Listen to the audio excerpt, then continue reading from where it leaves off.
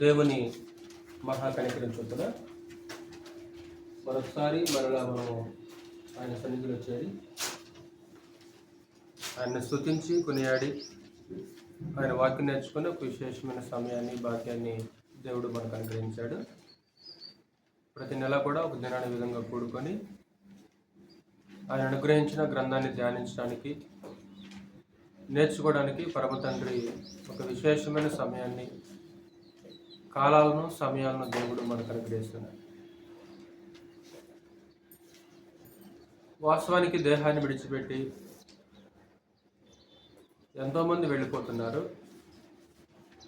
కానీ పరమ తండ్రి ఏం చేస్తాడంటే మనకు కాలాలని సమయాల్ని ఆయుష్కాలాన్ని పెంచుతున్నట్లు మనము చూడగలం. కాబట్టి దేవుడు మనకు ఒక రోజు ఇస్తున్నాడంటే మనం ఏం చేయాలంటే సిద్ధపాటు కలిగి నిత్యరాజ్యం కోసం ఎదురు చూస్తూ బ్రతకాల్సిన ఉద్దేశమైంది. ఈ విధంగా కూడుకోవడానికి దేవుడు మీకు కూడా ఒక మంచి ఆసక్తిని ఇచ్చేశాడు. ఈరోజు కొద్ది నిమిషాలు మరొక అంశం గురించి మనం నేర్చుకున్నాం. గత కొన్ని వారాల నుంచి ఈ సృష్టి దేవుని యొక్క విద్యాలయం అని, సృష్టిలో ఉన్నవి అనేకం మనకి పాఠాలు నేర్చుకున్నవి అనే సంగతులు మనం నేర్చుకుంటాం. ఈరోజు కూడా మరొక 2 పాఠాలు మనము నేర్చుకుంటాం.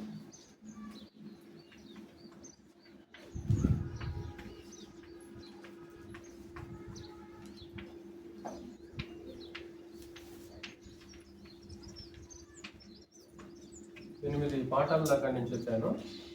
మీరు మరలా ఎంతమంది చూశారో ఆ పాఠాలని. ఈరోజు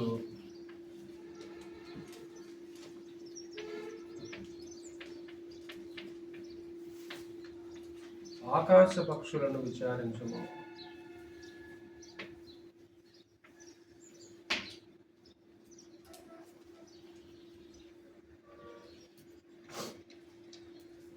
ఆకాశ పక్షులు కూడా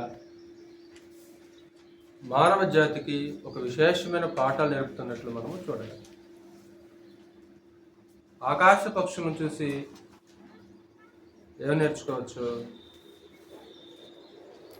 గ్రంథము ఆకాశ పక్షుల గురించి ఏం మాట్లాడింది అనే విషయాలు మనం కొద్ది నిమిషాలు ఆలోచించాలి. ఇందులో మొట్టమొదటిగా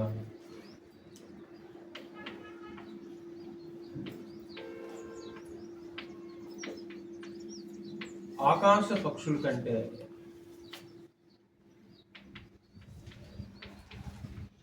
నరుడు శ్రేష్ఠుడు. ఆకాశ పక్షుల కంటే నరుడు ఎంతో శ్రేష్టమైనవాడు, ఎంతో ఉన్నతమైన వాడు, ఎంతో గొప్పవాడు. ఒకటి రూపములో కానీ, 2 బుద్ధిలో కానీ, 3 జ్ఞానంలో కానీ. ఆకాశ పక్షుల కంటే నరుడు ఎంతో శ్రేష్టమైనది. అది రూపంలో కావచ్చు, అది బుద్ధిలో కావచ్చు, అది జ్ఞానంలో కావచ్చు. ఎవరు ఉన్నతమైన వ్యక్తిగా కనిపిస్తుందంటే నరుడు ఉన్నతమైన వ్యక్తిగా కనిపిస్తుంటాడో చూద్దాం. మీకు తెలిసినట్లు ఆకాశ పక్షులు దేవుడు ఎలా నిర్మాణం చేశాడో మీకు తెలుసు. ఆకాశములో పక్షులు ఎగురునుగా కనియు పలికెను, ఆ ప్రకారమైన అని మాట్లాడుతుంటాడు. అంటే దేవుడు పిలిస్తే, దేవుడు పలికితే, దేవుడు మాటిస్తే ఆకాశంలో పక్షులు వచ్చినవి. అలాగే నరుడు కలుగునుగాక అని పలికితే నరుడు ఏమాత్రం కూడా అలాగా కలగదు. ఎలా చేశాడు మీకు తెలిసినట్లు? రూపములు అంటే మీకు తెలిసిన మాట కదా, మన స్వరూపమందు మన పోలిక చొప్పున నరులను చేయడం అంటారు. అంటే నరుడేమో దేవుని స్వరూపం, దేవుని యొక్క పోలిక. పక్షులు కాదు,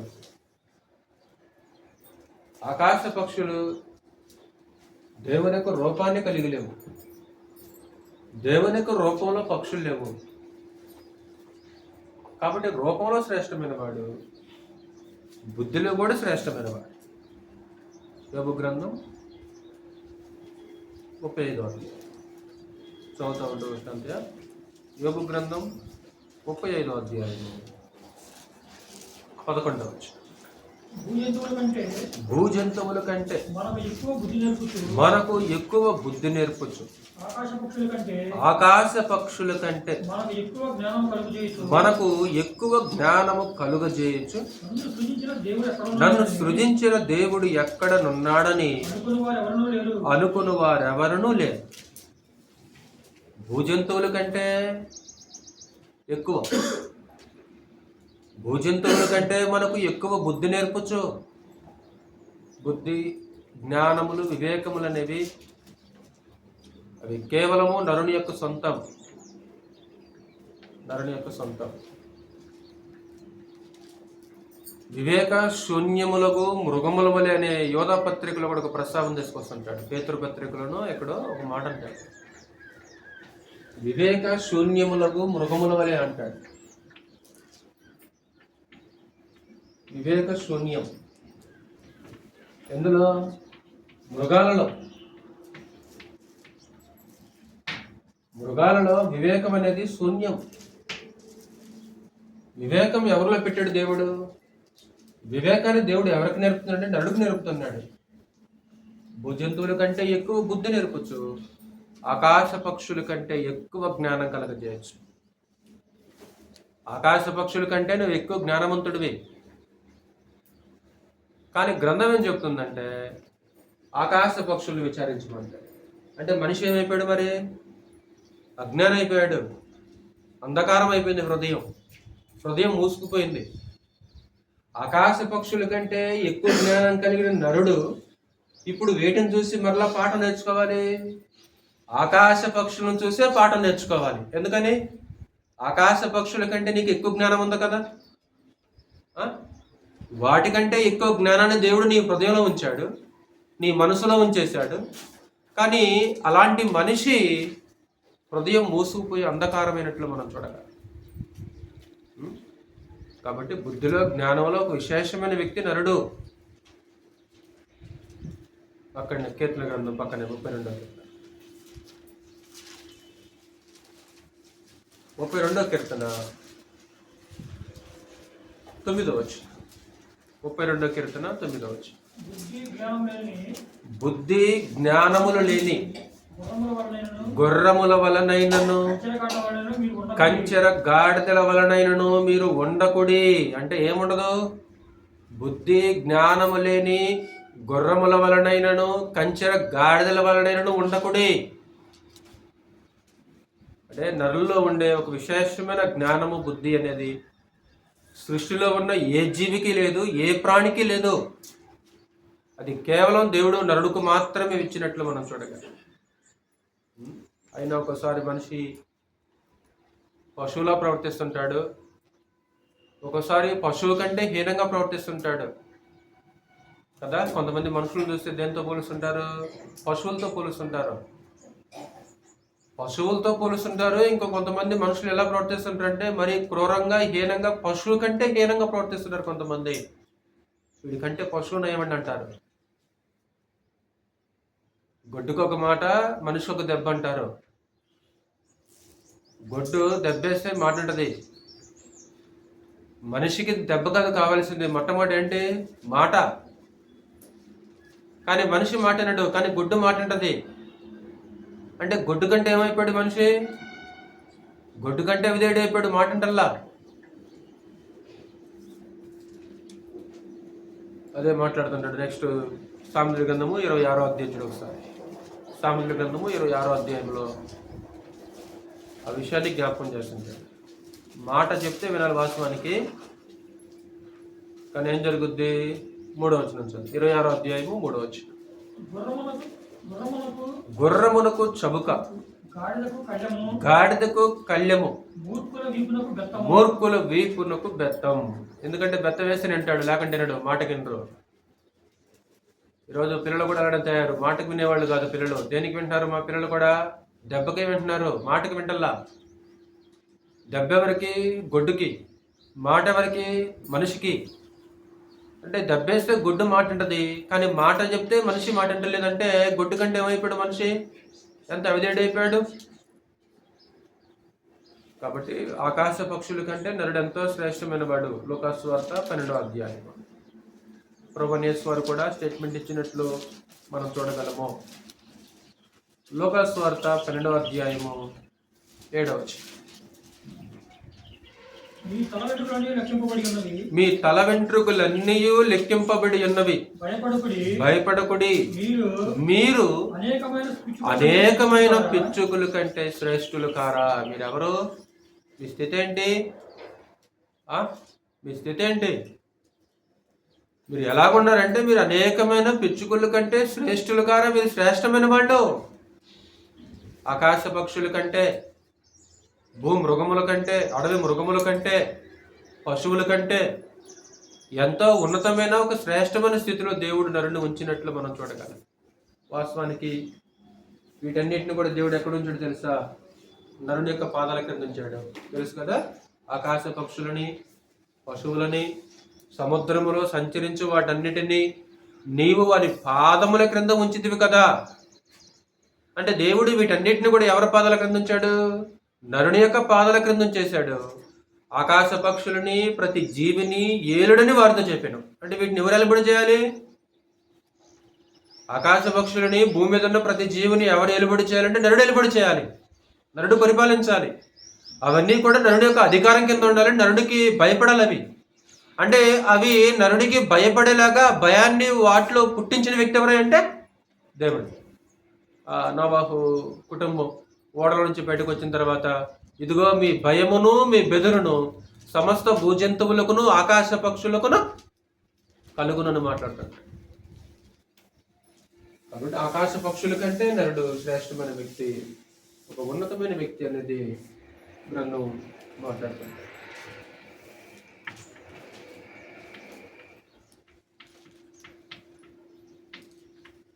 ఆకాశ పక్షులను చూసి ఎవరు నేర్చుకోవాలి? దేవుడు గ్రంథంలో ఎవరిని ఆకాశ పక్షుల వైపు చూడమంటున్నాడు? ఎవరిని పక్షులు విచారించమంటున్నాడు అని అంటే, ఒకటి, దేవుడు లేడు అనే బుద్ధిహీనుడు.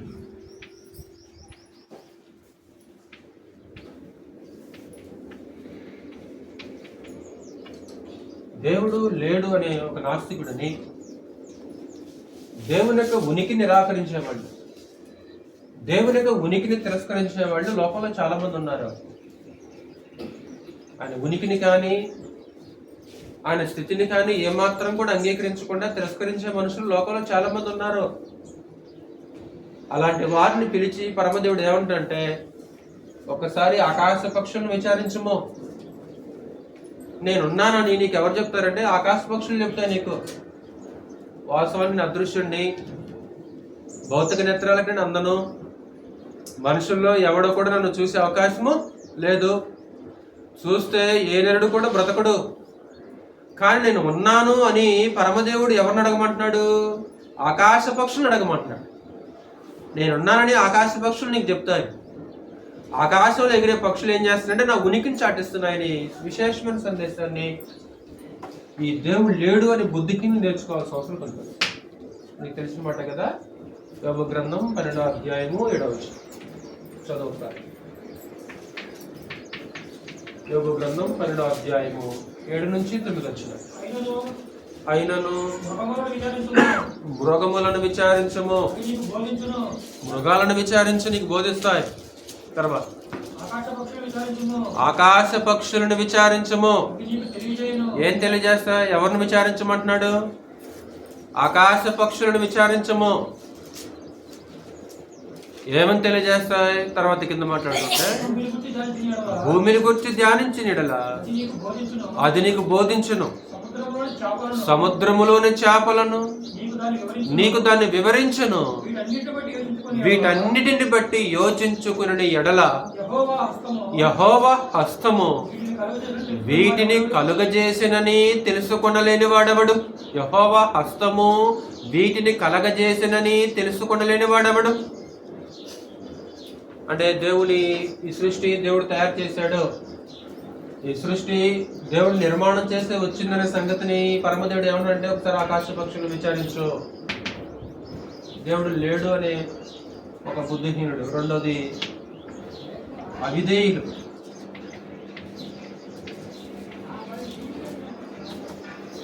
ఈ అవిధేయులు అంటే లోక సంబంధులు కాదు, వాస్తవానికి వీళ్ళు నిబంధన సంబంధులైన అవిధేయులు. వీళ్ళు ఈ అవిధేయులు నిబంధనలో ఉన్నోళ్లే. దేవుని యొక్క నిబంధన అతిక్రమించి దేవుని యొక్క మాటలకు ఎవరైతే అవిధేయత చూపించారో ఆ అవిధేయులకి పరమతండ్రి ఏం చేస్తున్నాడంటే ఆకాశ పక్షులను చూపించేస్తున్నాడు. మీకు తెలిసిన మాట ఇర్మియా గ్రంథము 8వ అధ్యాయం 7వ వచనం. అవిధేయులైన ఇశ్రాయేలు యొక్క జనాంగానికి పరమదేవుడు ఆకాశాలకు ఎగిరే శంకుబుడి కొంగను చూపిస్తున్నాడు. ఒకసారి ఆకాశంలో ఎగిరే శంకుబుడి యొక్క కొంగను చూసి పాఠం నేర్చుకొని మాట్లాడుతుంటాడు ఆయన. 8వ అధ్యాయము 7వ వచనం. ఆకాశమునికి గురు శంకుబుడి కొంగయైనను తన కాలము నెరుగును, తెల్లగొవ్వయు మంగళ కత్తి పెట్టయు బోధె కొరుకును తాము రావలసిన కాలమును ఎరుగును. అయితే నా ప్రజలు అరే 4 రకాల పక్షుల గురించి అక్కడ మాట్లాడాడు. 1 శంకుబుడి కొంగ, 2 తెల్లగువ్వ, 3 మంగళ కత్తి పెట్ట, 4 ఓదె కొరుకు. తాము రావలసిన కాలమును ఎరుగును, కానీ నా ప్రజలు మాత్రం యెహోవా న్యాయవిధిని ఎరగట్లేదు. అంటే పక్షులు ఎరుగుతున్నాయి కాలాన్ని, పక్షులు కాలాన్ని గుర్తిస్తున్నాయి, కాలాన్ని బట్టి పక్షులు నడుస్తున్నాయి, కాలాన్ని బట్టి పక్షులు జీవనం కొనసాగిస్తున్నాయి, కానీ నా ప్రజలు మాత్రము నా న్యాయ విధిని ఎరుగు. ఎవరు వీళ్ళంటే ఇశ్రాయేలు యొక్క జనాంగం. కాబట్టి నిబంధన సంబంధులు నిబంధనలో నిలబడి ఉండి కొంతకాలం ఉండి ఎవరైతే అవిధేయత చూపిస్తుంటారో అలాంటి అవిధేయులకి శంకుబుడి కొంగ ఒక పాఠం నేర్పుతుంది. దాన్ని మనం తర్వాత ఆలోచించేద్దాం. 3వది అల్ప విశ్వాసులకు. అల్ప విశ్వాసులు అంటే అటు విశ్వాసులు అని చెప్పలేము, ఇటు అవిశ్వాసులు అని చెప్పలేము. అల్ప విశ్వాసులు పూర్తిగా విశ్వాసులు కాదు, పూర్తిగా అవిశ్వాసులు కాదు, అల్ప విశ్వాసాన్ని కనపరుస్తుంటారు. ఇలాంటి అల్ప విశ్వాసులకి ప్రభువుని ఏం చేస్తున్నాడంటే ఆకాశ పక్షులను చూపించేస్తున్నాడు. మత్తయి సువార్త 6వ అధ్యాయం. మత్తయి సువార్త 6వ అధ్యాయము 26వ వచనం చదువు ఒకసారి. 6:26. ఆకాశ పక్షులను చూడండి. ఏం చూడమంటున్నాడు ప్రభునేశ్వరు? ప్రభునేసు ఏం చూపిస్తుందంటే ఒకసారి ఆకాశ పక్షులను చూడండి ఒకసారి. విత్తవు కోయవు, పొట్లలో కూర్చుకొనవు, అయినను మీ పరలోకపు తండ్రి వాటిని పోషించుచున్నాడు. మీరు వాటికంటే బహుశ్రేష్ఠులు కారా? బహు అనే పదం ఇంకా ఎక్కువ. అది మీరు వాటికంటే బహుశ్రేష్టమైన వాళ్ళు కారా? ఎవరైతే చింతించే వారికి క్రీస్తు వారు ఆకాశ పక్షుల ద్వారా పాఠం నేర్పుతున్నాడు. అల్ప విశ్వాసాన్ని కలిగి ఉండే వాళ్ళకి కాకుల వైపు చూడమంటున్నాడు ప్రభునేస్. లోకస్వార్త 12వ అధ్యాయం. లోకస్వార్త 12వ అధ్యాయంలో అక్కడ కాకుల గురించి మాట్లాడుతుంటాడు ప్రభు. లోకస్వార్త 11వ అధ్యాయం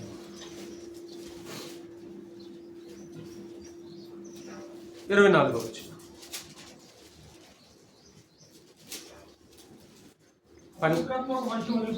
ఓకే, నేను తప్పు చెప్పాను. 11 కాదు, 12వ అధ్యాయం. లోకస్వార్త 12వ అధ్యాయము 24వ వచనం. కాకుల సంగతి విచారించి చూడండి. కాకుల సంగతి విచారించు చూరుడి. అవి విత్తవు కోయవు. అవి విత్తవు కోయవు. వాటికి గరిస లేదు. వాటికి గరిస లేదు. కొట్టు లేదు. కొట్టు లేదు. అయినను దేవుడు వాటిని పోషిస్తున్నాడు. ఏమీ లేదు వాటికి. ఈరోజు మనకు అన్నీ ఉన్నాయి కదా, వాటికి ఏమీ లేదు. వాటికి గరిస లేదు, కొట్టు లేదు, అవి విత్తవు. మనం విత్తుతాము, మనకి ఇల్లుంది, మనకి కొట్టు ఉంది. సంవత్సరానికి 2 సంవత్సరాలకి ఏం పని చేయకపోయినా సరే తినే సామర్థ్యం మన దగ్గర ఉంది. అంటే వాటికి ఏమీ లేకపోయినా సరే చింతించు. ఏమీ లేకపోయినా సరే పరమదేవుడిని పోషిస్తున్నాడు. ఈరోజు మనకు అన్నీ ఉన్నాయి. అంటే అన్నీ ఉన్నా సరే నరుడు ఎలా ఫీల్ అయిపోతుంటాడు? మనిషి ఎలా ఫీల్ అయిపోతుంటాడు అన్నీ ఉన్నా సరే?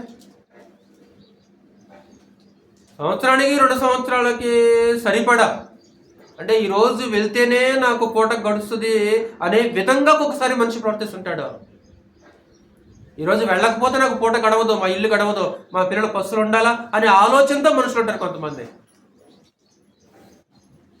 కాబట్టి ఒకసారి ఆకాశ పక్షులను చూడండి, కాకులు చూడండి. ఒకసారి కాకుల వైపు చూడమంటున్నాడు. నీ కళ్ళు ఒకసారి కాకుల వైపు చూడు. నీ దృష్టి కాకుల వైపు మరలించు. ఆకాశ పక్షులు వాటిని పోషిస్తున్నాడు.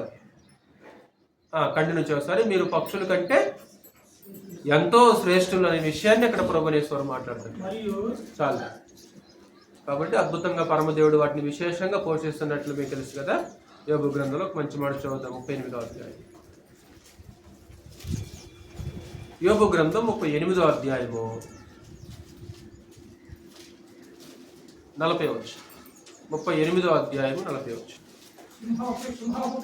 సింహపు పిల్లలు తమ తమ గుహలలో పండుకొనున్నప్పుడు, తమ గుహలలో పొంచి ఉండినప్పుడు, యోబు నువ్వు తీర్చావా వాటి ఆకలి? గుహలో ఉండే సింహ పిల్లలకి ఆకలి తీర్చేది ఎవరు? నువ్వా? ఎవరు వాటికి ఆకలి తీర్చేది? ఆ తర్వాత తిండి లేక తిరుగులాడుచు కాకి పిల్లలు దేవునికి మొరపెట్టినప్పుడు, కాకి పిల్లలు మొరపెడతాయి కానీ మనిషి పిల్లలు మొరపెట్టరు. ప్రార్థన చేస్తారా మన పిల్లలు ఇంట్లో? మన పిల్లలు దేవునికి మొరపెడతారా? అంటే మనిషి పిల్లలు దేవునికి మొరపెట్టట్లా. ఏ పిల్లలు దేవునికి మొరపెడుతున్నవే? కాకి పిల్లలు దేవునికి మొరపెడుతున్నవే, కానీ మనిషి పిల్లలు దేవునికి మొరపెట్టట్లా. కాకి పిల్లలు దేవునికి మొరపెట్టాలని పిల్లలకు నేర్పింది ఎవరు? తల్లికాకి కదా. ఆ తల్లికాకి ఏం చేసిందంటే పిల్ల కాకులకి ఆకలేసినప్పుడు దేవుని వైపు చూడాలా. ఆకలేసినప్పుడు నీ మీద నువ్వు ఆధారపడకుండా దేవుని వైపు చూడాలని ఏది తల్లికాకి పిల్లకాకి నేర్పినట్లు గ్రంథం మాట్లాడుతుంది. ఈ స్టేట్మెంట్ సాక్షాత్తు పరమదేవుడు ఇచ్చిన స్టేట్మెంట్ ఇది. దేవుడు యోబుతో మాట్లాడుతున్న సందేశం అది. ఏమయ్యా, నువ్వు పెడతావా ఆహారం? వాటికి నువ్వు పోషిస్తావా? వాటికంటే నువ్వెంతో శ్రేష్టమైన వ్యక్తి కదా. అల్పమైన వాటినే పోషించే దేవుడు ఉన్నతమైన శ్రేష్టమైన వ్యక్తులను పోషించడా? ఇంకేంటి, ఎందుకు అల్ప విశ్వాసం ఈరోజు మనకి? గతంలో ఒక విషయం జ్ఞాపకం చేశాను కదా. శత్రువుల కోసం దేవుడు ఏం చేశాడు చెప్పాలి పురుషులు. శత్రువుల కోసం దేవుడు ఏం చేశాడు? శత్రువుల కోసం దేవుడు ఏం చేశాడు? తన కుమారుణ్ణి బలిచ్చాడు. ఈరోజు ఇక్కడ కూర్చున్న మనం శత్రువులమా? మన శత్రువులమా? ఎవరో మనం అంటే, నేను మిమ్మల్ని చేర్చుకొందును, నేను మీకు తండ్రిని ఎందును, మీరు నాకు కుమారులను కుమార్తెలను ఎందును. మనం శత్రులు కాదు, పిల్లలు. శత్రుల కోసమే కుమారుని ఇచ్చిన వాడు పిల్లల కోసం ఏం చేస్తాడు? ఒక్కొక్కసారి తండ్రి లేని అనాథలాగా ఫీల్ అయిపోతుంటాం కదా. అనాథలు కూడా అంత ఫీల్ గారు. అనాథలు కూడా అలా విచారించరు. అనాథలు కూడా విచారం ఉండదు ఒక్కోసారి. ఎందుకంటే ఏదో ఒక సంస్థ ఎవరో ఒకళ్ళు ఈరోజు ఏదో ఫంక్షన్ జరుగుద్ది, మాకు తీసుకొస్తారు ఆహారం అని వాళ్ళు ఎదురు చూస్తుంటారు, నిరీక్షణతో ఉంటారు వాళ్ళు. అనాథలు కూడా అంత విచారం ఉండదు. మనకు ఒక తండ్రి ఉన్నాడు పరలోకంలో. ఆయన ఏమన్నాడంటే, మీరు నాకు కుమారులను కుమార్తెలను ఎందును. మీరెవరు?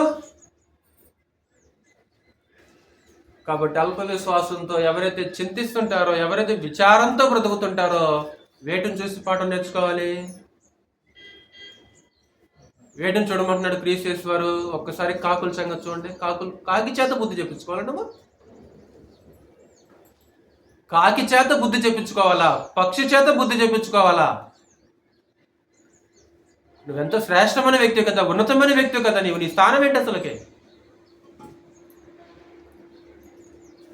కాబట్టి ప్రభువైన యేసు వారు కూడా సందేశాన్ని ఇస్తున్నట్లు మనం చూడగలం. దేవుడు లేడు అనే ఒక బుద్ధిహీనుడు పక్షులను చూడాలి. ఆ నిబంధన సంబంధమైన అవిధేయులు సంగుబడి కొంగను చూడాలి.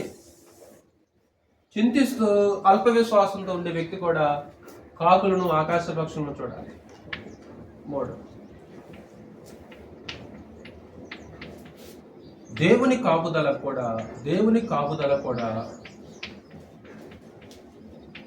పక్షులతో పోల్చబడింది.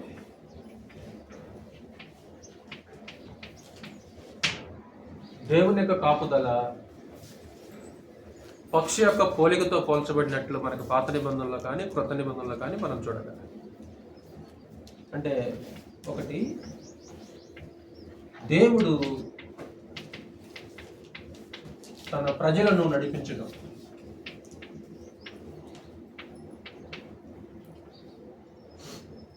ఐగుప్తులో ఉన్న ఇశ్రాయేలీయుల్ని దేవుడు ఎలా తీసుకొచ్చాడు? జయరాజు, అక్కడ ఒక పక్షి పోలిక ఉంది, అది చెప్పాలి నాకు. ఐగుప్తులో ఉన్న ఇశ్రాయేలీయుల్ని దేవుడు సీనాయి పర్వతం దగ్గరికి, సీనాయి పర్వతం నుంచి కనాను దేశానికి ఎలా తీసుకొచ్చాడు దేవుడు? పెద్దగా గద్ద రెక్కల మీద మోసి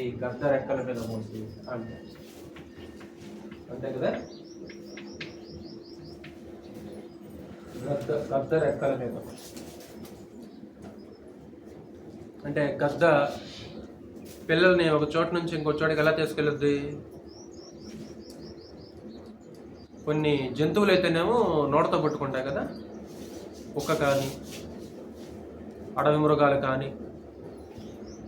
వాస్తవానికి కుక్కలు ఏం చేస్తాయి అంటే పిల్లల్ని ఒక చోట నుంచి ఇంకో చోట తీసుకెళ్ళాలంటే మెడబట్టుకుంటాయి నడుపు.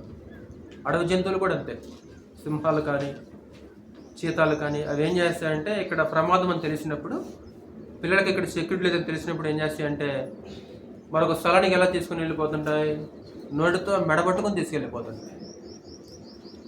ఆ గద్ద గురించి మాట్లాడుతూ పిల్లలనంట గద్ద రెక్కల మీద ఎక్కించుకొని తీసుకెళ్ళిపోతుంట. అలాగా ఐగుప్తులో ఉన్న ప్రజలని దేవుడు ఏం చేశారంటే అలాగా గద్ద రెక్కల మీద మోసి, మీకు తెలుసు కదా అన్నమాట. రెండవది, ఆయనను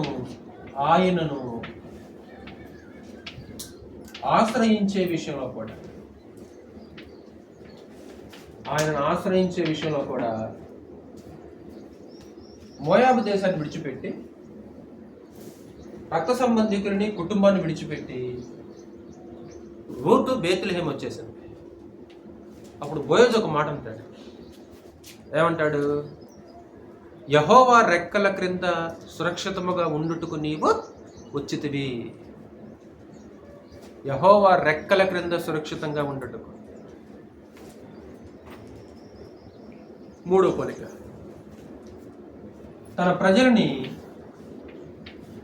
ప్రజలని కాపాడుటలో కూడా ఆ పక్షి పోలికని ఇచ్చినట్లు మనం చూడగలం.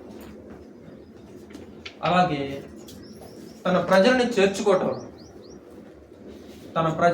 చేర్చుకోవటంలో కూడా అదే పోలికను ఉపయోగించాడనమాట. తన ప్రజలని చేర్చుకున్నట్లు కూడా అలాంటి పోలికను ఉపయోగించినట్లు మనం చూడగలం. అందుకే ప్రభు అన్నమాట మీకు గుర్తుందా? యెరూషలేం పట్టణానికి దగ్గరకు వచ్చి యెరూషలేం పట్టణంతో మాట్లాడుతుంటాడు. యెరూషలేమా, నేను ప్రవక్తల్ని పంపిస్తుంటే చంపుచూ ఉండుదానా? కోడి తన రెక్కల క్రింద పిల్లల్ని ఎలాగూ చేర్చుకురినో అలాగే నేను కూడా నిన్నేం చేశాను? ఎన్నో మార్లు చేర్చుకున్నాను. మీకు అంతా ప్రాక్టికల్ అనుభవం కదా. ఒకవేళ ఆకాశంలో గద్ద కానీ కాకి కానీ ఉందనుకో, ప్రమాదం ఉందని తల్లి కొడుకు తెలిస్తే అది వెంటనే అరుస్తుంది. అప్పుడు ఎక్కడున్న పిల్లలన్నీ కూడా ఏం చేస్తాయి అనమాట, రెక్కల కిందకు వచ్చేస్తాయి. అలా రెక్కలతో తల్లి కూడా ఏం చేస్తుంది, అలా కప్పుద్ది అనమాట. అలాగే పరమ తండ్రిని ఆశ్రయించి పరమ తండ్రి దగ్గరికి వచ్చే ప్రతి వ్యక్తిని కూడా దేవుని యొక్క రెక్కలు ఏం చేస్తాయంటే అలా కప్పుతుంటాయి. ఆ దేవుని యొక్క రెక్కల క్రింద మనిషి సురక్షితంగా ఉంటాడు. యెషయా గ్రంథం 31వ అధ్యాయంలో, యెషయా గ్రంథం 31వ అధ్యాయం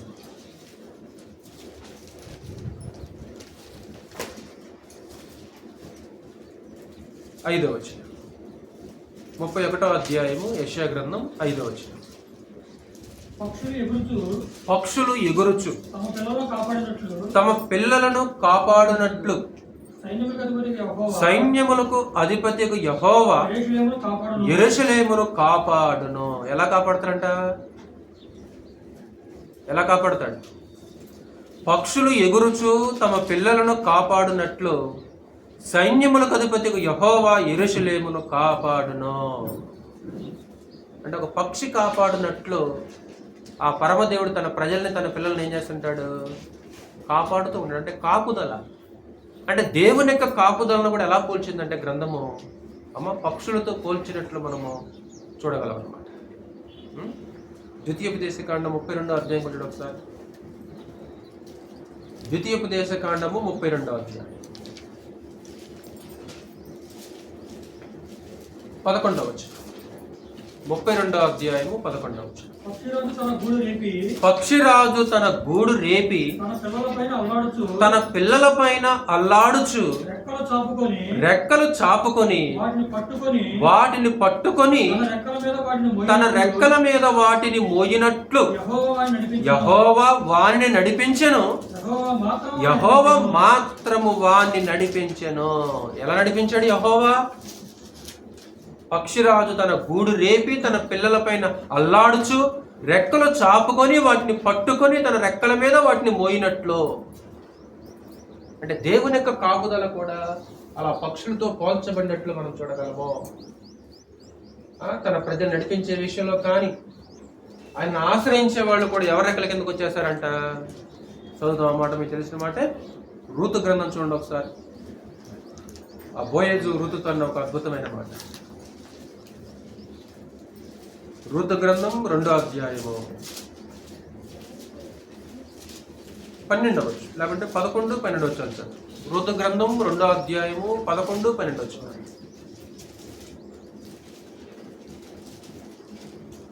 రూతు గ్రంథం 2వ అధ్యాయము 11, 12 వచ్చాను. ఇండెక్స్ వస్తున్నారా?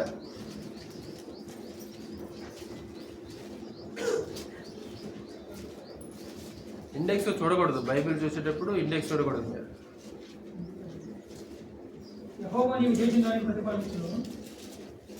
రూతు గ్రంథం 2వ అధ్యాయము 11వ వచనం. నీవు నీ తల్లిదండ్రులను నీ జన్మభూమిని విడిచి ఎంతకు ముందు నీవు ఎరుగని జనమునొద్దకు వచ్చితివి. యెహోవా నీవు చేసిన దానికి ప్రతిఫలం ఇచ్చును. ఇశ్రాయేలు దేవుని యెహోవా రెక్కల క్రింద సురక్షితముగా నుండినట్లు. ఎక్కడికి వచ్చింది రూతు? ఎలీమెలెకు ఎక్కడి నుంచి ఎక్కడికి వెళ్ళాడు? ఎలీమెలెకు తన 2 కొడుకులని భార్యను తీసుకొని యెహోవా రెక్కల కింద నుంచి బయటికి వెళ్ళిపోయాడు.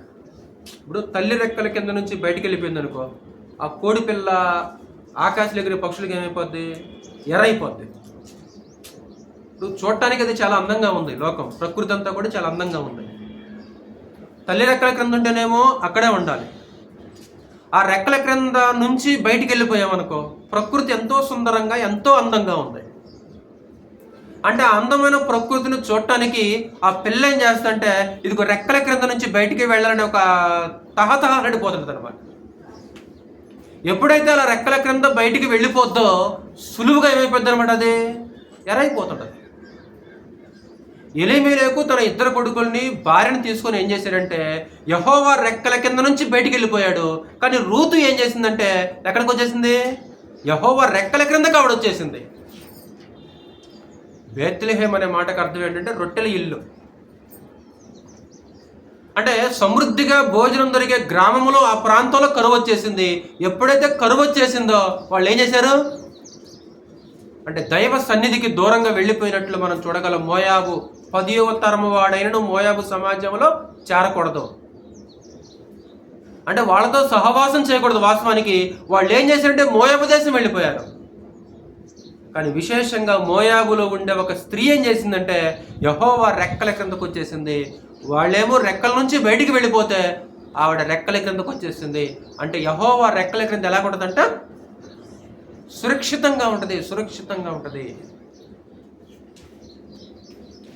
ఈరోజు ఒక్కొక్కసారి దేవుని యొక్క రెక్కల క్రింద నుంచి బయటికి వెళ్ళిపోతుంటాం. ఒకసారి మనం కూడా ఆ కోడిపిల్ల ఏం చేస్తే తల్లి రెక్కల క్రింద బయటికి వెళ్ళిపోయినప్పుడు సులువుగా ఎరైపోతుంటది. ఈ లోకం కూడా చూడటానికి చాలా అందంగా ఉంటుంది. వాస్తవానికి ఈ అందమైన లోకాన్ని చూడటానికి ఒకసారి మనిషి కూడా ఏం చేస్తుంటాడు? వెళ్ళిపోతుంటాడు. అది ప్రమాదం. వాస్తవానికి ప్రకృతి ఎంతో అందంగా ఉంది, చూడముచ్చటగా ఉంది. ఆ పిల్లకి ఎలాగైతే చూడముచ్చటగా ఉంటుందో ఈరోజు మనిషికి కూడా లోకం చాలా అందంగా ఉంది. అలాగే తన ప్రజలు చేర్చుకోవటం, మత్తయి సువార్తలో విషయాన్ని మాట్లాడతాను. కోడి తన రెక్కల క్రింద చేర్చుకున్నట్లు పిల్లల్ని ఎన్నో మారు నేను చేర్చుకుని మాట్లాడతాను. ఆవిడ దేవుని యొక్క కాపుదల. ఒక పక్షి తన పిల్లల్ని ఎలాగైతే కాపాడుతుంటుందో, ఒక పక్షి తన పిల్లల్ని ఎలాగైతే ఒక స్థలానికి మోసుకొని నడిపిస్తుంటుందో, ఒక పక్షి ఎలాగైతే తన రెక్కల క్రింద పిల్లలను చేర్చుకుంటుందో, అలాంటి ఒక విశేషమైన కాపుదల దేవుడు తన ప్రజలకి అనుగ్రహిస్తుంటాడు. మనం ఏం చేయాలి? ఆ యెహోవా రెక్కల క్రింద, దేవుని యొక్క రెక్కల క్రింద మనం సురక్షితంగా ఉండాల్సిన అవసరత ఉంది. అలాగే 4వది,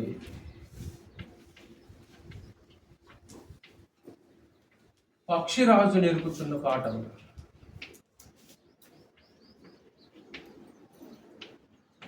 కీర్తన గ్రంథంలో ఒక అద్భుతమైన మాట చదువుతాం మనం. 103వ కీర్తన, పక్షిరాజు నేర్పుతున్న పాఠం. 5వ వచనం. 103వ కీర్తన 5వ వచనం. పక్షిరాజు యవనము వలె నీ యవనము క్రొత్తదగుచుండినట్లు మేలుతో నీ హృదయమును తృప్తిపరుచుచున్నాడు. చూసారా? 5వ వచనం.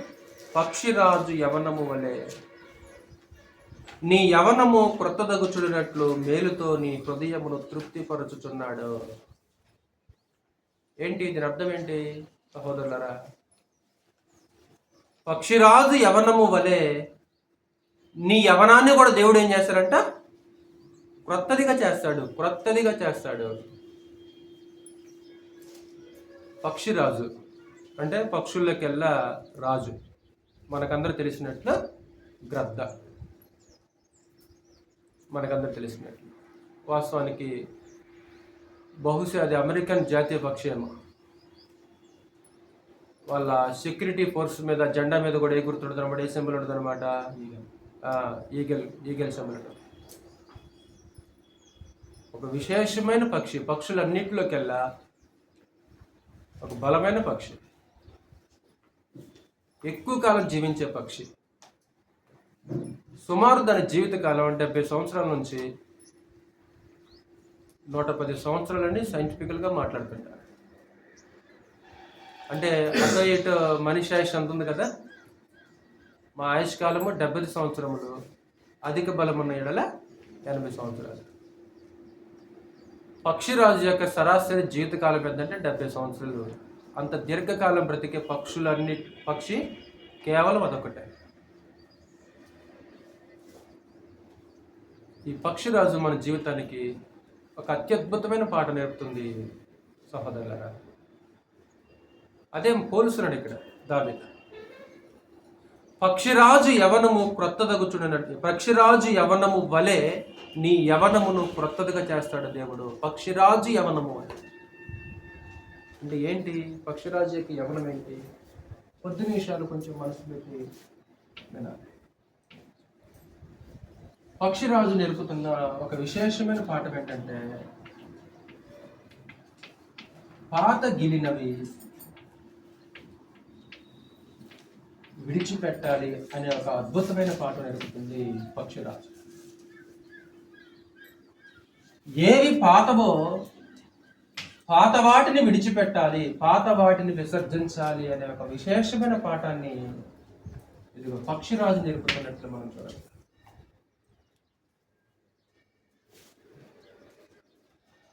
డెబ్బై సంవత్సరాలు, కొద్ది నిమిషాలు, 70 సంవత్సరాలు దీర్ఘకాలం బ్రతికే పక్షి.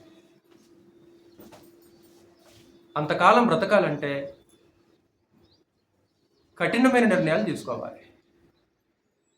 ఆ పక్షిరాజు 70 సంవత్సరాలు బ్రతకటానికి తన జీవితంలో కఠినమైన నిర్ణయాలు తీసుకుంటే, ఇది కథ కాదు, ఇది వాస్తవం. ఇది దానికి సుమారు 40 సంవత్సరాల వయసు వచ్చేసిన తర్వాత దాని బలం 1 కాలి గోర్లు, 2 ముక్కు. దాని 40 సంవత్సరాల వయసు వచ్చేసిన తర్వాత దాని గోర్లు బలహీనమైపోతాయి. నెంబర్ 1, గోర్లు బలహీనమైపోతాయి. తెలుసు కదా గోర్లు ఎలాగుంటాయో. అలా పట్టేసిన దానికి ఏమైపోద్ది, ఇరుక్కుపోద్ది కదా. వదిలిపెట్టుకునే అవకాశం ఉందా? ఛాన్స్ లేదు. 40 years వచ్చేసిన తర్వాత గోర్లు బలహీనమైపోతాయి.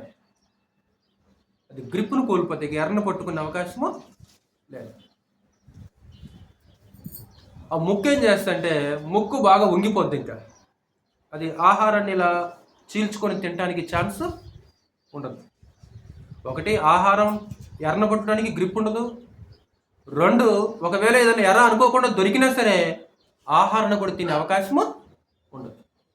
3, దాని మీద ఉన్న ఏకలు దట్టంగా పెరిగిపోతాయి. ఆ బరువు వల్ల అది ఆకాశంలో కూడా ఎగిరే అవకాశము లేదు. ఏం చేస్తుంది ఈ స్థితిలో? దానికి 2 ఆప్షన్స్, 2 చాయిస్. 1, డై, ఆకలితో చనిపోవటం.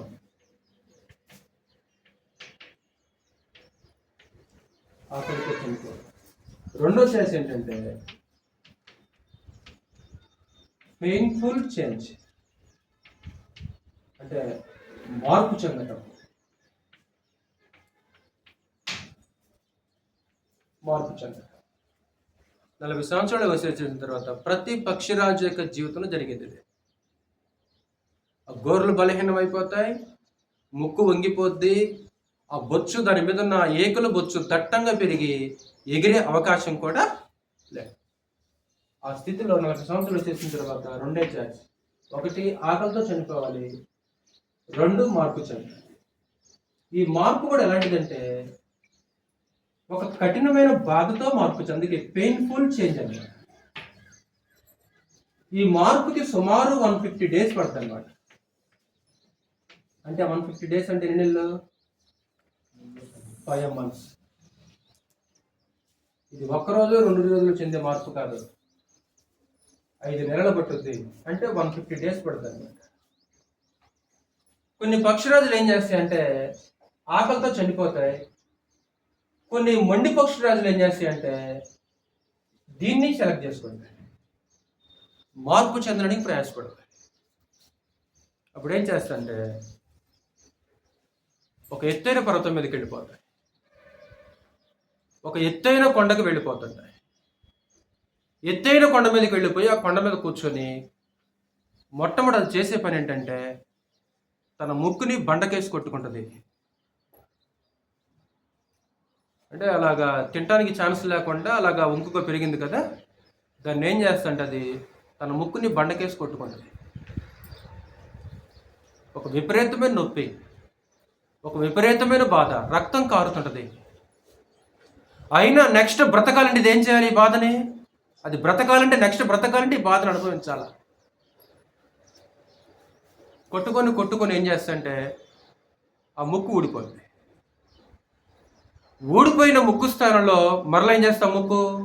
ఆ ముక్కు పెరుగుతూ ఉంటుంది. ఇది 1 day జరిగేది కాదు. ఇది 1 రోజులు పెరుగుద్దా? 1 రోజులు పెరగదు.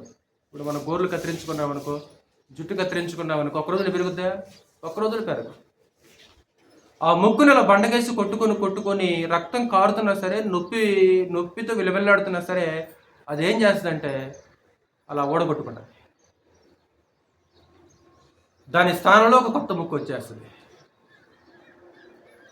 తర్వాత ఆ ముక్కు దృఢంగా అయిపోయిన తర్వాత ఆ ముక్కుతో అది ఏం చేస్తుంటే తన కాలి గోర్లని ఆ ముక్కుతోటి పీక్కుంటుంది అనమాట. దానికి ఒక గోరు పీకేస్తే ఎలా ఉంటుంది? మన మన మన నొప్పి ఎలా ఉంటుంది? ఇప్పుడు ఈ గోరుకి ఏదైనా తగిలిన, ఒక రాయి తగిలితే ఎలా ఉంటుంది బాధ? ఇప్పుడు అదేం చేయాలి? ఇప్పుడు అది తనకు తానుగా అది ఏం చేయాలంటే ముక్కుతోటి తన గోరును తానే పీక్కుంటుంది. ఆ గోర్లు ఊడిపోయిన గోర్ల స్థానంలో మరలా ఏం చేస్తాయి? కొత్త గోర్లు వచ్చేస్తాయి.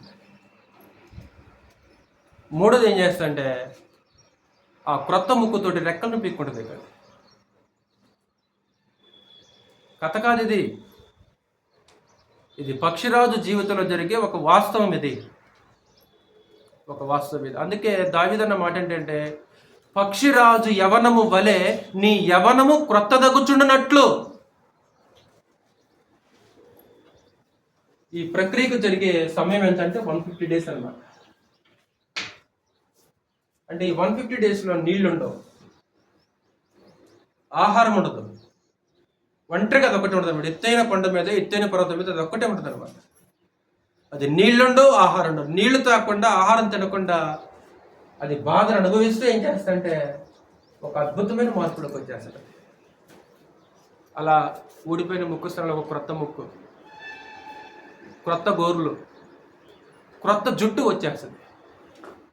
అంటే దాన్ని ఏమన్నారంటే ఇంకా అది తిరిగి మరలా జన్మించటం. అక్కడి నుంచి అది మరలా 30 సంవత్సరాలు బతుకుతుంది. దాని జీవితకాలం 70 సంవత్సరాలు. 40 సంవత్సరాల కాలంలో ఖచ్చితంగా ప్రతి పక్షిరాజు యొక్క జీవితంలో జరిగేది అదే. మొండిది మాత్రమే పెయిన్ఫుల్ ఛాలెంజ్ స్వీకరిస్తాయి. కొన్ని ఆకలితో ఏమైపోతాయి అంటే చచ్చిపోతాయి అన్నమాట. ఆ ప్రక్రియకి 150 రోజులు పట్టుద్ది.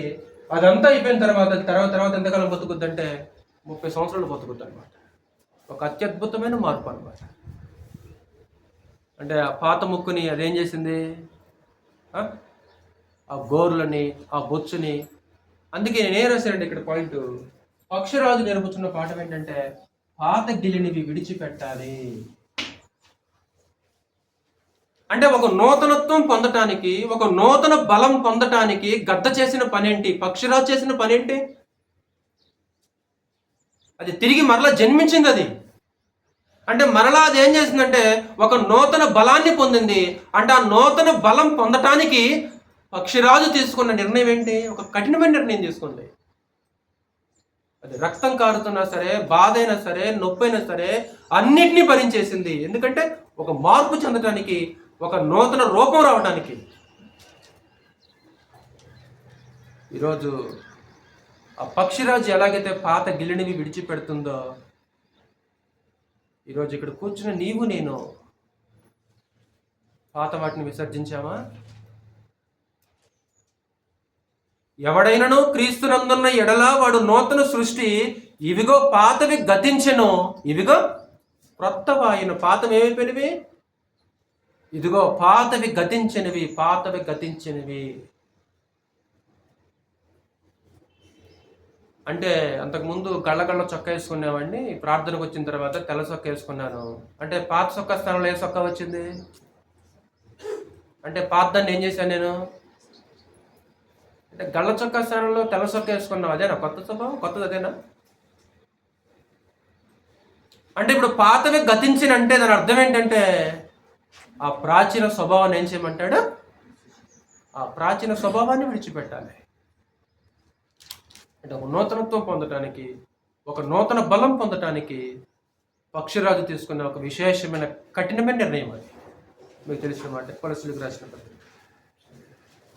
అందుకే ఆ ప్రాచీన స్వభావాన్ని క్రియలతో కూడా పరిత్యజించి ఒక నవీన స్వభావాన్ని ధరించుకోమంటాడు. కొలస్సీలకు రాసిన పత్రిక 3వ అధ్యాయము 9వ వచనం.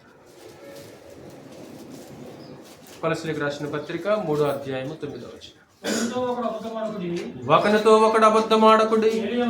ఏలయనగా ప్రాచీన స్వభావమును ప్రాచీన స్వభావమును దాని క్రియతో కూడా దాని క్రియలతో కూడా వీడు పరిత్యజించి ప్రాచీన స్వభావమును దాని క్రియలతో కూడా మీరు పరిత్యజించి జ్ఞానము కలుగు జ్ఞానము కలుగు నిమిత్తము నిమిత్తము దాన్ని సృష్టించిన వాని దాని సృష్టించిన వాని పోలిక చొప్పున నూతనపరచబడుతున్న నూతన పరచబడుచున్న నవీన స్వభావమును ధరించుకుని నవీన స్వభావం ప్రాచీన స్వభావమును విసర్జించి. వాస్తవానికి ఏది పాతదో అది అదృశ్యమైపోవాలి. వాస్తవానికి పాతది అదృశ్యమైపోవాలి. హెబ్రీయులకు రాసిన పత్రిక 8వ అధ్యాయం 13వ వచనం. పాతది వాస్తవానికి ఏం చేయాలంటే అదృశ్యమైపోవాలి. 8:13 చదువు. ఆయన క్రొత్త నిబంధన అని చెప్పుట చేత మొదటిది పాతదిగా చేసి ఉన్నాడు. ఏది పాతగిలి ఉడిగిపోవునో అది అదృశ్యమగుటకు సిద్ధముగా ఉన్నది. అది స్వభావమైన అలవాట్లైనా అది ఏదైనా సరే పాతది ఏం చేయాలంటే అదృశ్యమైపోవాలి.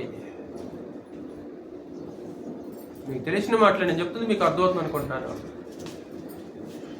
ఆకాశ పక్షులను విచారించము, ఒకసారి ఆకాశ పక్షుల వైపు చూడు అని గ్రంథం మాట్లాడుతుంది. పక్షిరాజు యవనము వలె మన యవనాన్ని కూడా దేవుడు ఏం చేస్తారంటే క్రొత్తది. దానికై మనం చేసిన పని ఏంటంటే పాత గిలినివి విడిచిపెట్టాలి. ఒక నూతనత్వం పొందాలంటే, ఒక నూతన బలం పొందాలంటే పాత వాటిని విసర్జించాలి. పాత వాటిని వెంట తీసుకొని రాకూడదు. యెషయా గ్రంథం 40వ అధ్యాయంలో కూడా పక్షిరాజు గురించి ఇక్కడ మాట్లాడుతుండడం వల్ల యెషయా గ్రంథం 40వ అధ్యాయము 31వ వచనం. యెషయా గ్రంథం 40వ అధ్యాయం 31వ వచనం. యెహోవా కొరకు ఎదురు చూచువారు నూతన బలము పొందుదురు. వారు పక్షిరాజుల వలె రెక్కలు చాపి పైకి ఎగురుదురు. పక్షిరాజు వలె రెక్కలు చాపి పైకి ఎగురుదురు. ఒక నూతన బలాన్ని పొందుతారు. మీకు తెలుసు కదా, సంసోను జీవితంలో కూడా పరమదేవుడు ఒక నూతన బలాన్ని ఇచ్చాడు. వాస్తవానికి తన బలం పోయింది. అది అతను పడిపోయాడు, దేవునికి దూరం అయిపోయాడు. ఒకరోజు తను పడ్డ స్థితిని జ్ఞాపకం చేసుకొని పరమదేవునికి మొరపెట్టినప్పుడు పరమదేవుడు ఏం చేశాడు? సంసోనుకు నూతన బలాన్ని చేశాడు. ఆ నూతన బలంతో సంసోను ఏం చేశాడో మీకు తెలుసు కదా. అంటే ఒక నూతన బలాన్ని పొందాలంటే, ఒక నూతనత్వాన్ని పొందాలంటే పాత వాటిని ఏం చేయాలి స్త్రీలారా? ఎరా ఏది పాతదంటే స్వభావం. మొట్టమొదట నీ ప్రాచీన స్వభావం. ఆ ప్రాచీన స్వభావాన్ని ఏం చేయాలంటే సంపూర్ణంగా విసర్జించాలి, విడిచి. అప్పుడు మాత్రమే నువ్వు నూతనత్వం పొందగలవు. అప్పుడు మాత్రమే నువ్వు ఒక నూతన బలాన్ని పొందగలవు. పాత మనిషి ఏమన్నా కనిపిస్తున్నాడా నీ భర్తలో? ఎందుకంటే సుమారు ఒక 20-30 సంవత్సరాల నుంచి 15 సంవత్సరాల నుంచి భర్త అంటే ఏంటో తెలుసు. నీ భర్తలో ఎప్పుడన్నా పాత మనిషి కనిపిస్తున్నాడా? నీ భార్యలో ఏమన్నా ఒక పాత మనిషి కనిపిస్తుందా? అది క్రీస్తు నందున్న వ్యక్తి వాస్తవానికి పాతవి గతించేసే, వాస్తవానికి అవి గతించిపోవాలి. అవి గతించిన కాలమే చాలా అంటాడు. ఒక నూతన బలాన్ని పొందాల్సిన అవసరం ఉంటుంది. రెండోది,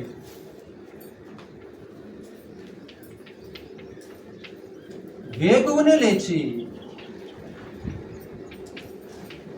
దేవుని ఎదుర్కోవాలి అనే పాట నేర్పుతున్నాయి ఈ పక్షులు.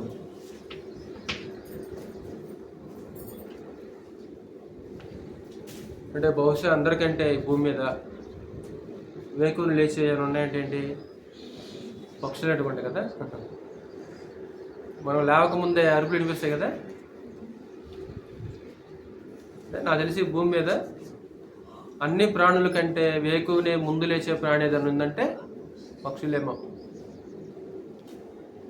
అవును, పక్షులు ఏం చేస్తాయంటే వేకువనే లేస్తాయి. వేకువనే లేచి దేవుని ఎదుర్కోవాలి అనే ఒక విశేషమైన పాఠాన్ని కూడా నేర్పుతున్నాయి పక్షులు.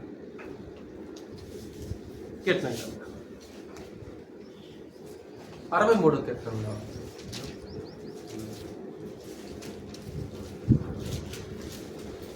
63వ కీర్తన. ఎవరితో మాట్లాడక ముందే 2 ఎవరిని కలవక ముందే. 3, ఏ పని చేయకముందు. వేకువనే ఎవరిని ఎదుర్కోవాలంటే దేవుణ్ణి ఎదుర్కోవాలి. 1వ వచనం, 63వ కీర్తన 1వ వచనం.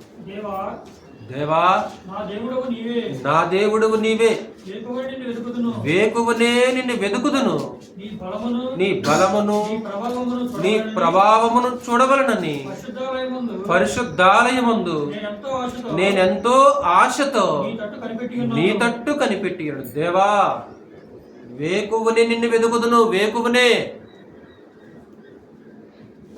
యెహోషువ గ్రంథంలో వేకువ అనే మాట తరచుగా మనం చదువుతుంటాం. యెహోషువ వేకువని లేచి, యెహోషువ వేకువని లేచి అంటాడు. అతి ప్రాముఖ్యంగా నాయకుడికి ఉండవలసిన ఒక విశేషమైన లక్షణం అది. ఎందుకంటే మోషే తర్వాత ఎవరు నాయకుడు? యెహోషువ కదా. లీడర్కి ఉండాల్సిన ఒక క్వాలిటీ, ఒక బెస్ట్ క్వాలిటీ ఏదైనా ఉంది అంటే వేకువని లేవడం. కుటుంబానికి ఎవరు లీడరు? పురుషుని తర్వాత ఎవరు? నువ్వే కదా. ఎప్పుడు లేచి దేవుడిని ఎదుర్కొంటావు? అంటే ఆకాశ పక్షులను విచారించము, శంఖపుడి కొంగవైపు చూడు, ఒకసారి కాకుల గురించి ఆలోచించు. రోజు మా కళ్ళ ముందు కనిపిస్తున్నాయి కదా, ఏం నేర్చుకోవాలని చూసి వేకువనే దేవుని ఎదుర్కోవడం. నువ్వు నీ పని ప్రారంభించక మునిపే. ఎక్కువగా మనకున్న ఒక దురలవాటు ఏంటంటే, మంచం నుంచి లేవగానే మనం మొట్టమొదటి ముట్టుకునేది ఏంటిది? ఒక దురలవాటు. అంతేనా? ఈ రోజుల్లో దేవుని యొక్క పిల్లలకున్న కూడా దురలవాటు. అందరిలో ఉండకపోవచ్చు, ఎక్కువ మందిగా. వేకువనే లేవాలి. అలాగే 3వది, ధైర్యముగా ఉండాలి అనే ఒక విశేషమైన పాఠము నేర్పుతున్నాను. కళ్ళారైతే చూడలేదు, కానీ చెప్పే వాస్తవం ఏంటంటే, పక్షిరాజు వర్షంలో తిరగటం ఇష్టం ఉండదంట. వాటికి, పక్షిరాజులకి వర్షంలో తిరగటం ఇష్టం ఉండదంట. వర్షం వస్తున్నప్పుడు అవి ఏం చేస్తాయి అంటే, మేఘాల పైకి వెళ్ళిపోతాయి అంటారు. విన్నమాట మీకు చెప్తున్నాను. ఎంత చెప్పిన స్టోరీ చూడు, ఇది వాస్తవమే. ఇది ఒక సైంటిఫికల్ రియల్ అనమాట. కానీ ఒక విన్నమాట ఏంటంటే, అది వర్షంలో తప్ప ఇష్టం ఉండదంట. తుఫానైనా సరే, మెరుపులు మెరుస్తున్నా సరే, ఏం చేస్తుంటే ధైర్యంగా మేఘాల పైకి వెళ్ళిపోతాయి అంట. అంటే తుఫాన్లో కూడా ఎలాగుంటాయంటే, ఏమాత్రం కూడా బెదరకుండా. అన్ని పక్షులు ఎక్కడికి వస్తాయి తుఫాన్లు, వర్షంలో? వర్షం వస్తున్నప్పుడు తుఫాను భీకరమైన గాలు వస్తున్నాయి అనుకో, అన్ని పక్షులు ఎక్కడ ఉంటాయంటే గూళ్ళలో ఉంటాయి. కానీ ఈ పక్షిరాజు ఎక్కడ ఉంటుందంటే మేఘాల పైన ఉంటుంది అంటారు. విశేషమైన ధైర్యాన్ని పక్షిరాజులో మనం చూడగలం. ఈరోజు దేవుని యొక్క ప్రజల్లో కూడా అలాంటి ధైర్యం ఉండాలి. మీ ధైర్యమును విడిచిపెట్టకుడి. కొరింథీయులకు రాసిన 2వ పత్రిక. ఎలాంటి అధైర్యం కానీ, ఎలాంటి పిరికితనం కానీ, ఎలాంటి బెదురు కానీ ఉండకూడదు దేవుని యొక్క ప్రజల్లో. గత వారంలో కూడా చెప్పాను కదా మీకు. కొరింథీయులకు రాసిన 2వ పత్రిక 4వ అధ్యాయం 16వ వచనం. కొరింథీయులకు రాసిన 2వ పత్రిక 4వ అధ్యాయం 16వ వచనం. కావున మేము అధైర్యపడము.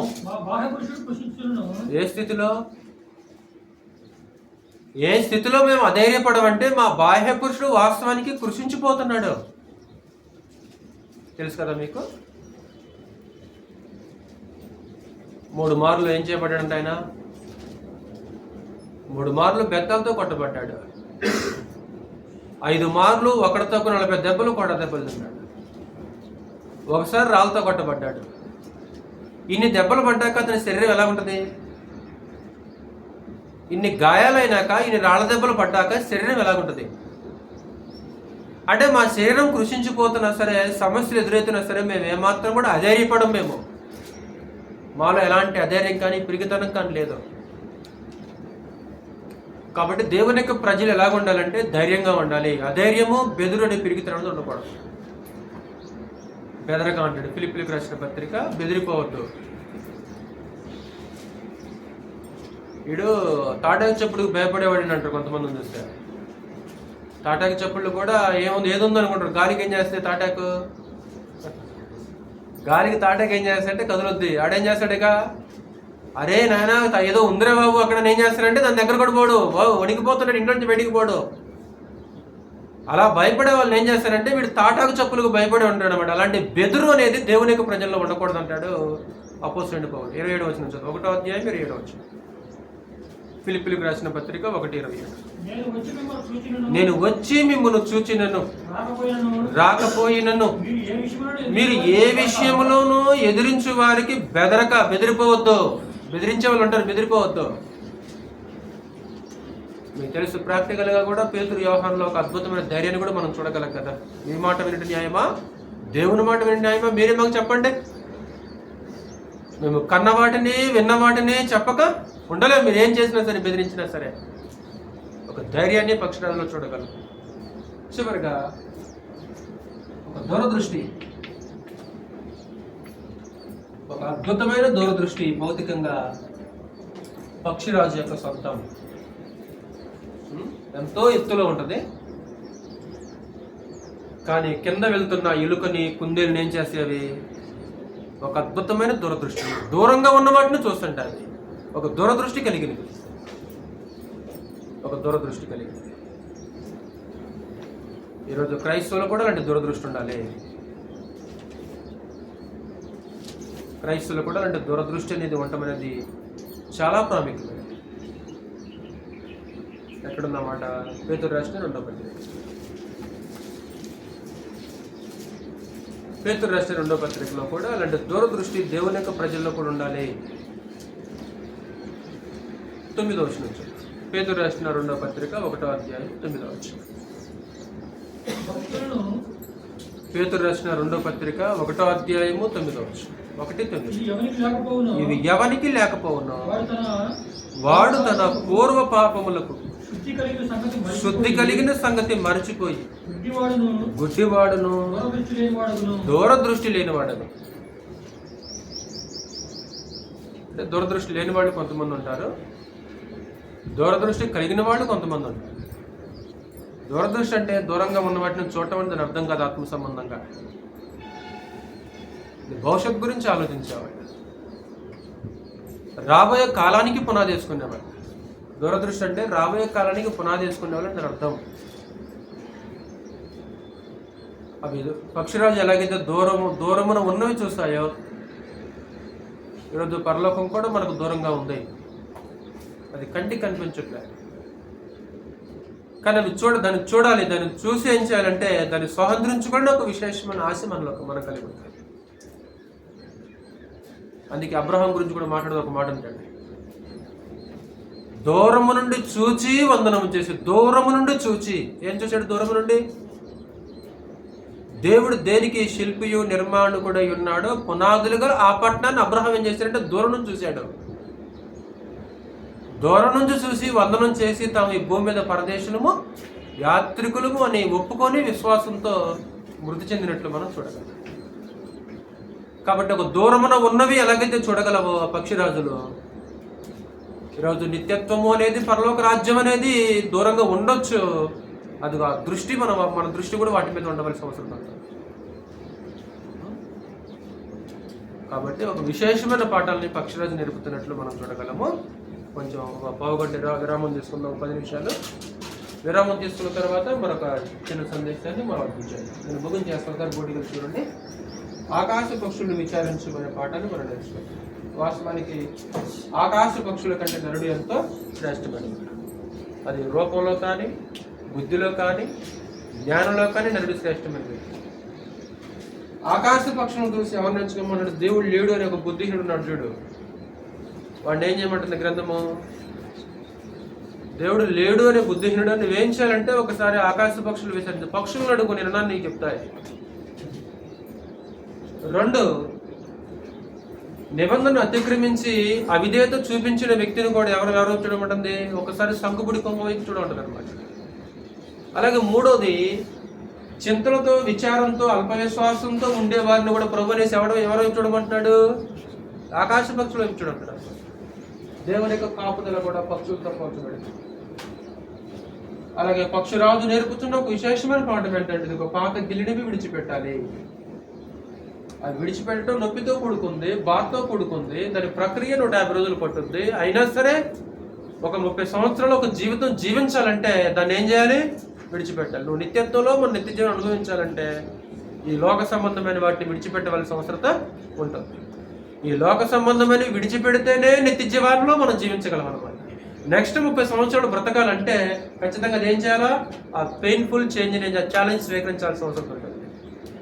30 సంవత్సరాలు జీవించడానికి ఛాలెంజ్ అది స్వీకరించి ఏం చేస్తుంటే, అది నొప్పి అయినా సరే, రక్తం కారుతున్నా సరే, అద్భుతంగా తన రూపాన్ని ఏం చేస్తుంది, మార్చుకుంటుంది, మార్పునుద్ది, ఒక నూతనత్వం పొందుద్ది, ఒక నూతన బలాన్ని తిరిగి పొందుద్ది. ఆ నూతన బలంతో మరలా 30 సంవత్సరాలు బ్రతుకుతుంది. ఈరోజు మనము పాత వాటిని విడిచిపెట్టి లోక సంబంధాన్ని విడిచిపెడితేనే నిత్య జీవనంలో మనం జీవించగలము. లేకపోతే వేకువనే లేవాలి, అలాగే ధైర్యంగా ఉండాలి, ఒక దూరదృష్టి కలిగి ఉండాలి. ఒక విశేషమైన సందేశాన్ని మనం నేర్పుతున్నది శ్రద్ధ బాక్యం మీ అందరికీ ప్రభునామములో పొందండి. తిరిగి మరలా విరామం తర్వాత మరలా కూర్చోండి.